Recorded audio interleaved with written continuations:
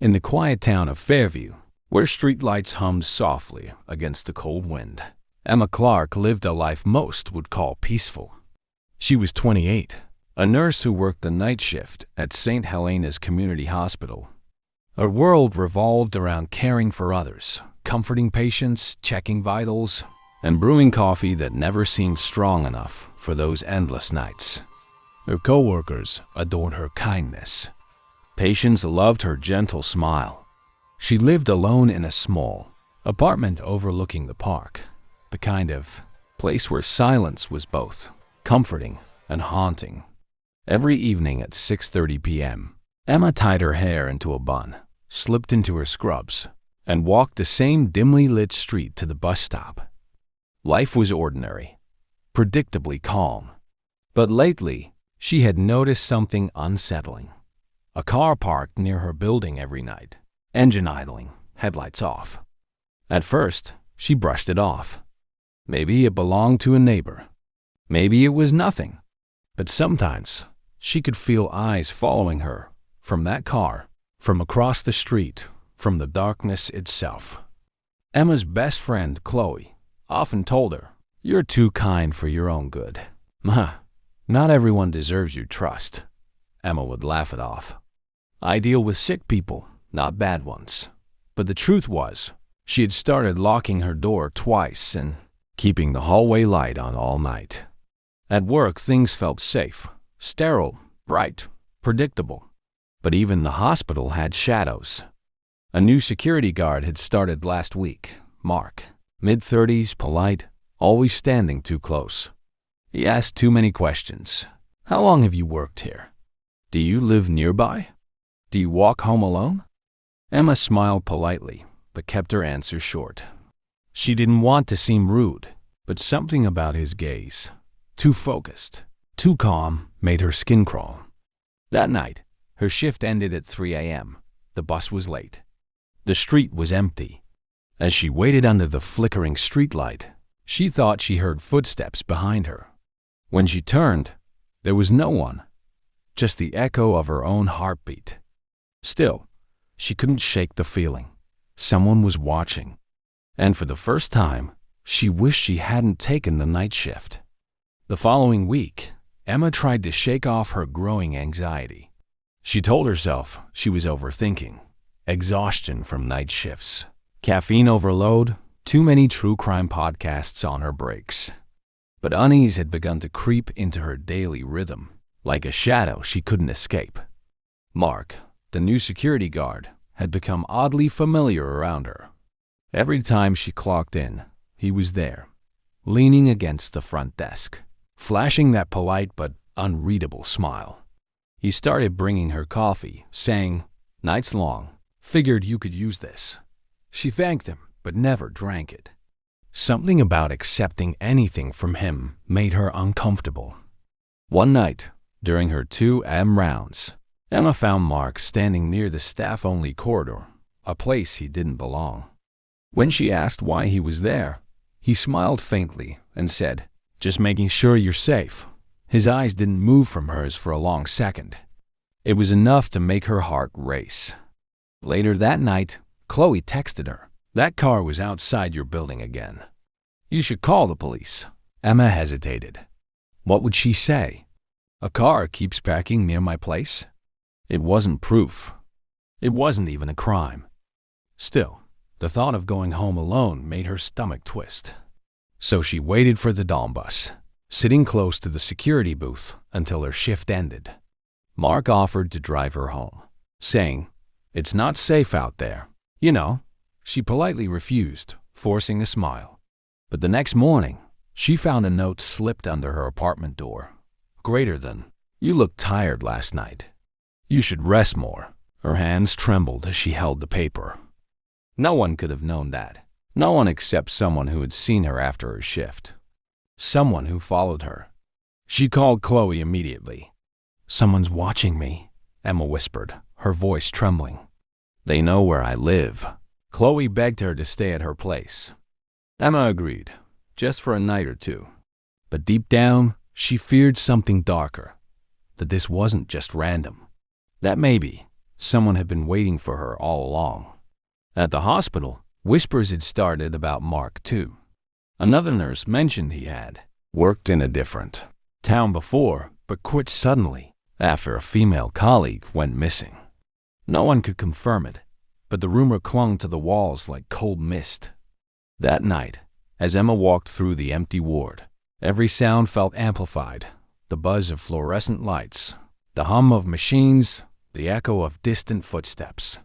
And when she checked the security monitors, one camera showed something that made her blood freeze. The same dark car from her street, now parked across the hospital's back entrance. Someone wasn't just watching anymore. They were getting closer.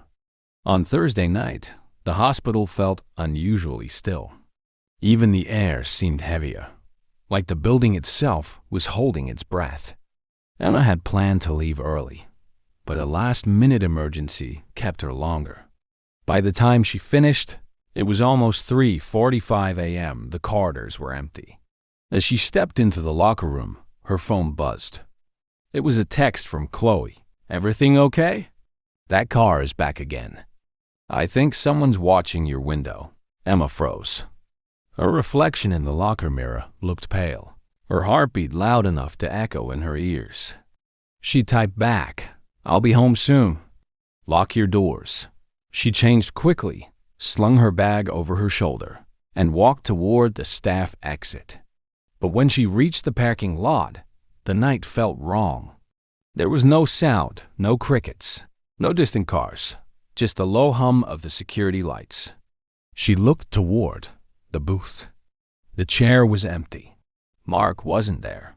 As she stepped closer, a faint smell of smoke lingered. Coffee, maybe, or something burnt. Then, from the corner of her eye, she saw movement near the ambulance bay, a tall shadow slipping between the vehicles. Her breath caught. She called out softly, "Mark?" No answer. Her phone flashlight trembled in her hand as she walked closer, scanning the darkness between the parked vans. Something glinted on the ground, a hospital badge smeared with dirt. It was hers, but she hadn't dropped it. Someone had taken it. Before she could move, a hand clamped over her mouth. The flashlight fell, scattering light across the concrete. She struggled. The grip was strong, desperate. A familiar voice whispered near her ear, "You shouldn't have ignored me, Emma." It was Mark. Her screams were muffled as he dragged her toward the back gate, the one that led to the abandoned maintenance wing. She tried to fight back, clawing at his arm, kicking, biting, but his strength was fueled by obsession. Inside the old building, the lights flickered weakly. Emma's mind raced. She remembered the panic button attached to her badge, if only she could reach it. But Mark's voice broke through her thoughts. "You were supposed to trust me. I kept you safe. I watched you." His words twisted the air around them. Then, as he reached for her face, Emma's hand slipped into her pocket. She pressed the panic alert on her phone. The sound was silent, but the signal went directly to hospital security. For a second, Mark didn't realize. Then, the distant wail of alarms filled the corridor. Red lights began flashing. He turned, startled. Emma ran, through the doorway, into the rain outside, barefoot, terrified. But the parking lot was empty, and in the glare of the siren lights, Mark was gone. By the time police arrived, Emma was sitting on the hospital steps, soaked to the bone, shivering, and unable to speak. Her fingers were scraped, her eyes hollow with shock.